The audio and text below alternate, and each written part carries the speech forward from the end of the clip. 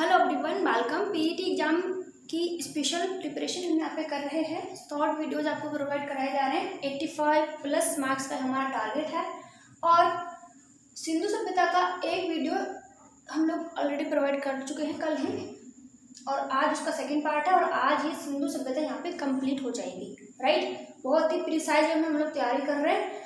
और कल हम क्या कर चुके थे, तो कल हम सिंधु सभ्यता के बारे में देख चुके थे, किस सभ्यता के समकालीन थी। थोड़ा सा रिवीजन कर लेते हैं। किस सभ्यता के समकालीन थी, तो मेसोपोटामिया की सभ्यता के समकालीन थी। काल कब से कब तक का है, 1900 BC से 2500 BC तक। इस प्रकार से इसका काल निर्धारण है।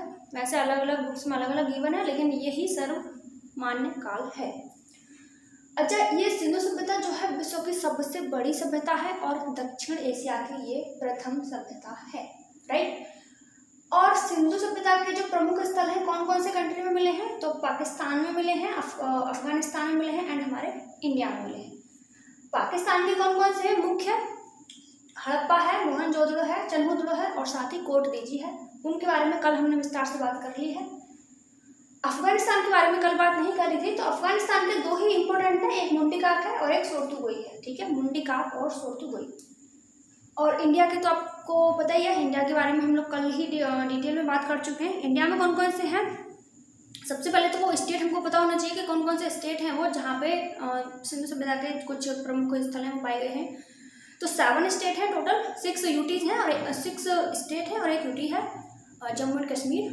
और जम्मू कश्मीर का मांडा जो है वो नॉर्दर्न मोस्ट नॉर्दर्न पॉइंट है सिंधु सभ्यता का, और जो सबसे साउदर्न पॉइंट यानी कि दक्षिणी पॉइंट है वो दायमाबाद महाराष्ट्र है।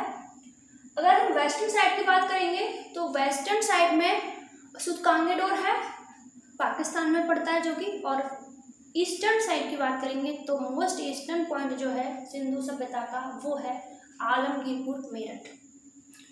अच्छा, कल हमने इनके बारे में बात नहीं की थी। समुद्र के किनारे भी 2 स्थल पाए गए हैं सिंधु सभ्यता के, और ये क्वेश्चन कई सारे एग्जाम्स में पूछे गए हैं कि निम्न में से कौन सा स्थल समुद्र के किनारे है, क्योंकि ये सारे जो हैं हड़प्पा रावी नदी के किनारे है, मोहनजोदड़ो सिंधु नदी के किनारे है, इंडस रिवर के, और चन्हुदड़ो भी सिंधु नदी के किनारे है। लेकिन और जो हमारे इंडिया में पाए गए हैं वो भी मोस्टली सभी नदी के ही किनारे हैं, जबकि जो सुतकांगेडोर पाकिस्तान एंड सुरकोटड़ा गुजरात में जो है ये समुद्र के किनारे पाए गए सिंधु सभ्यता के स्थल हैं। तो इन दोनों के बारे में भी स्पेशली आपको याद रखना है। अब आज की बात हम शुरू करते हैं यहाँ से। अच्छा, स्टेट अभी रह गए, कौन कौन से स्टेट हैं, तो हमारा यूपी है, यूपी के हुलास एंड आलमगीरपुर मेरठ है।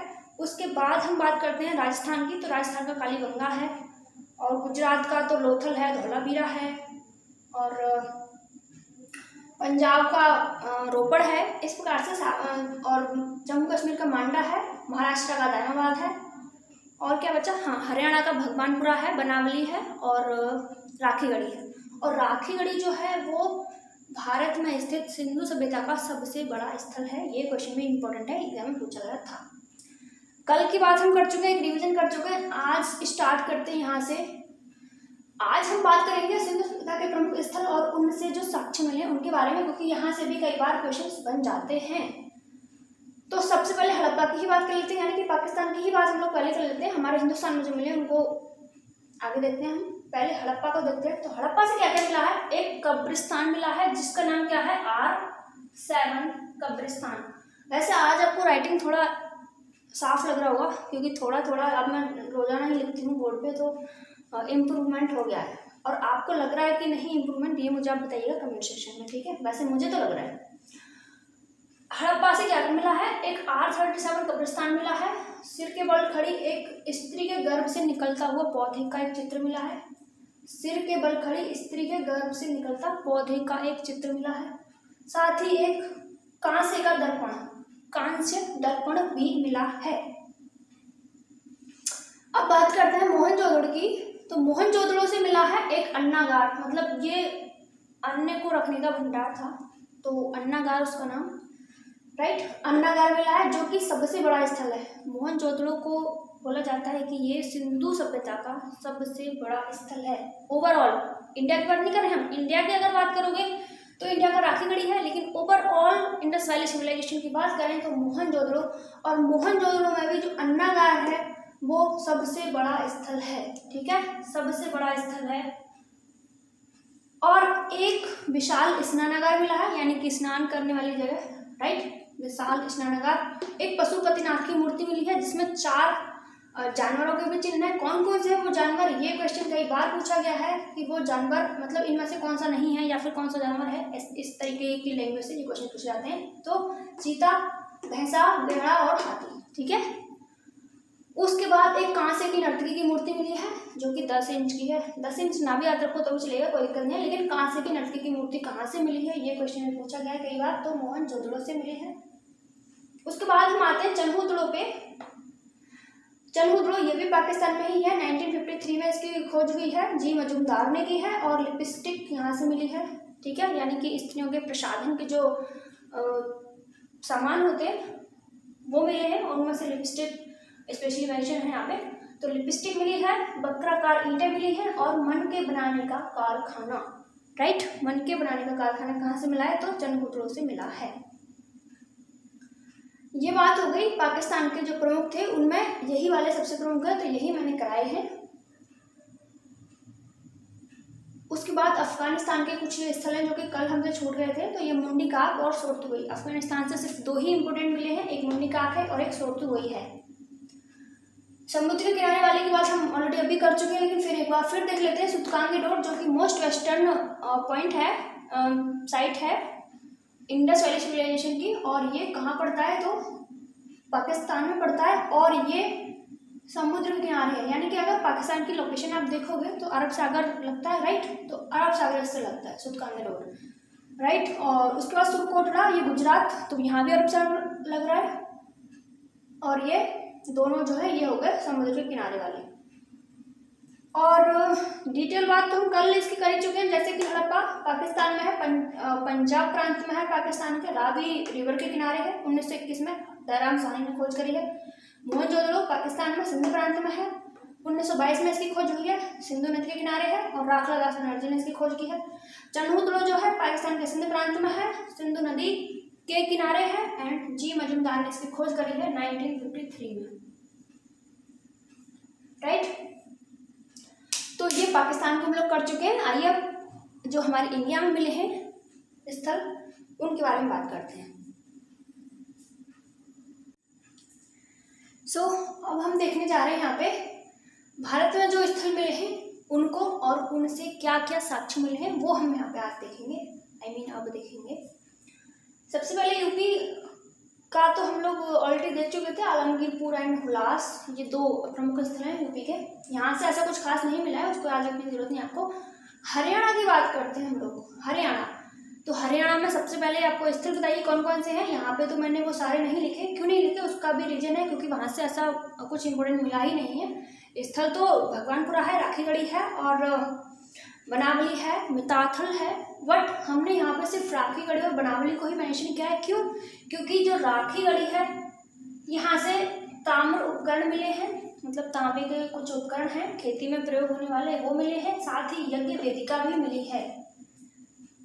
राखीगढ़ी हरियाणा जो कि घग्गर नदी के किनारे, नदी किस नदी के किनारे ये याद रखना भी इम्पोर्टेंट है। तो राखीगढ़ी जो है घग्गर नदी के किनारे है, और यहाँ से मिला क्या है, तो तांबे के उपकरण और यज्ञ वेदिका मिली है। उसके बाद बनावली की बात कर लेते हैं।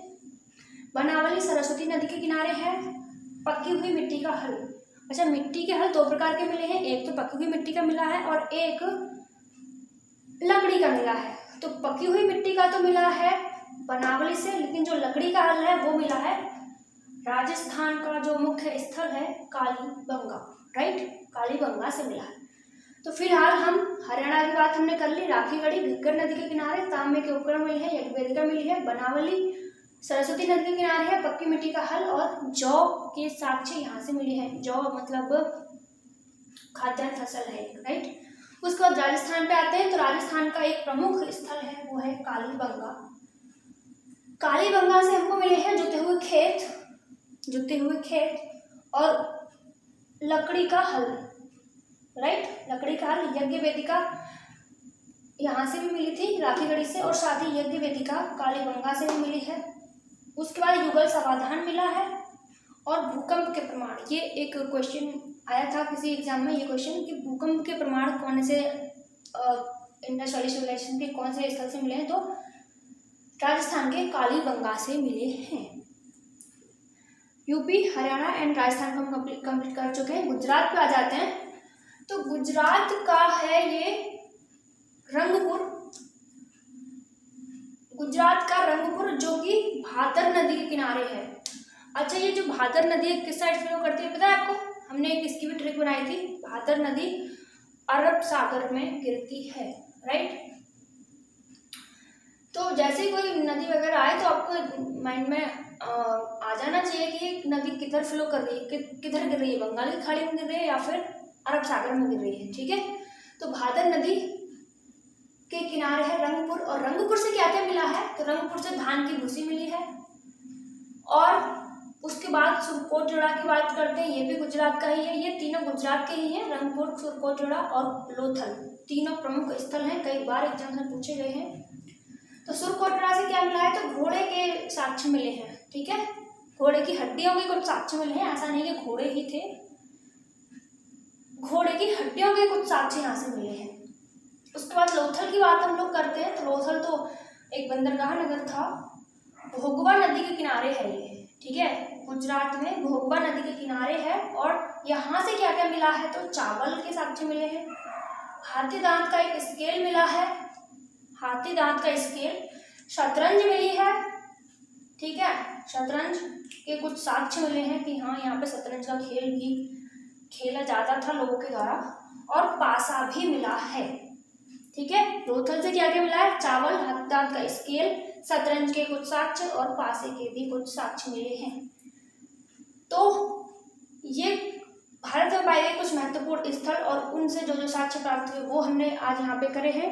बाकी जैसे पंजाब का रोपड़ है, वहाँ से भी कुछ ऐसे साक्ष्य नहीं मिले हैं, लेकिन किन किन स्टेट में है हमारे यहाँ पे सिंधु सभ्यता के स्थल, तो एक तो यूपी हो गया, हरियाणा, राजस्थान, गुजरात, पंजाब, महाराष्ट्र का दायमाबाद, और जम्मू एंड कश्मीर का मांडा सबसे ऊपर, और क्या बचा बताइए जल्दी से। और हरियाणा वगैरह की सब हमने बात कर ली है, राजस्थान की कर ली है, ठीक है। तो यही थे, यही हमारे यहाँ जो भारत में पाए गए स्थल हैं वही हैं, और जो आप बता दिए अब तक, और साथ ही ये जो साक्ष्य हैं क्या क्या यहाँ से मिला है वो भी हमने बात कर ली। अब बात करते हैं कि सिंधु सभ्यता का आखिर पतन कैसे हुआ था, पतन कैसे हुआ था, पत्थर नहीं बोलना मैंने, सॉरी। सिंधु सभ्यता का पतन कैसे हुआ था, तो बहुत सारे विद्वान हैं, बहुत सारी बातें उन्होंने बताई है, लेकिन जो सर्वमान्य है, मतलब कई सारे विद्वानों की बात जहाँ पे मिल रही है उनमें देखते हैं हम लोग चाइल्ड एवं व्हीलर को। क्या लिखा हुआ है, चाइल्ड एवं व्हीलर। इन दो विद्वानों की बात को सबसे ज़्यादा माना जाता है कि इन्होंने बोला था कि विदेशी आक्रमण के द्वारा सभ्यता का पतन हुआ है। और साथ ही मैके एवं जॉन मार्शल ये वही हैं जो इस पूरे प्रोजेक्ट ये जो ये खुदाई हो रही थी तो उसके अध्यक्ष थे। वैसे तो खोजकर्ता तो कोई और ही थे, बाकी सब आपको पता ही है कि कौन कौन थे, कल ही हम लोग इसके बारे में बात कर चुके हैं। लेकिन जो पूरे खुदाई के इस प्रोजेक्ट के अध्यक्ष थे वो जॉन मार्शल थे, और इनका और साथ में मैके साहब का कहना है कि सिंधु सभ्यता का जो पतन हुआ वो बाढ़ के कारण हुआ है, राइट। तो सिंधु सभ्यता के हम 2 वीडियो किए हैं हमने, दोनों वीडियो में सिंधु सभ्यता कंप्लीट हो गई। आई डोंट थिंक कि अब इसमें से कुछ भी बाहर आएगा, क्योंकि पीईटी के एग्जाम में ज़्यादा हार्ड कुछ आता नहीं है, ऊपर का बस पूछ लिया जाता है, ठीक है। तो कैसा लगा आपको, और आगे अब जो वीडियो आएगा वो सिंधु सभ्यता तो हो चुकी है, हमारे जो सिलेबस में अब गिवन है वो है वैदिक सभ्यता, ठीक है। वैदिक सभ्यता को अब हम देखेंगे, और फिलहाल के लिए इतना ही, मिलते हैं नेक्स्ट वीडियो में, तब तक के लिए नमस्कार, जय हिंद। अपना फीडबैक जरूर देके जाइएगा प्लीज़, क्योंकि पहले भी मैंने कई बार ट्राई किया है कि कुछ अच्छा अच्छे वीडियोज बनाए डाले जाएँ, लेकिन कोई रिस्पांस नहीं मिलता है तो फिर मोटिवेशन गायब हो जाता है। तो आप बताइएगा जरूर कि कैसा लगा, ताकि आगे भी वीडियो कंटिन्यू मैं बनाती रहूँ, ठीक है। So thank you so much and bye bye.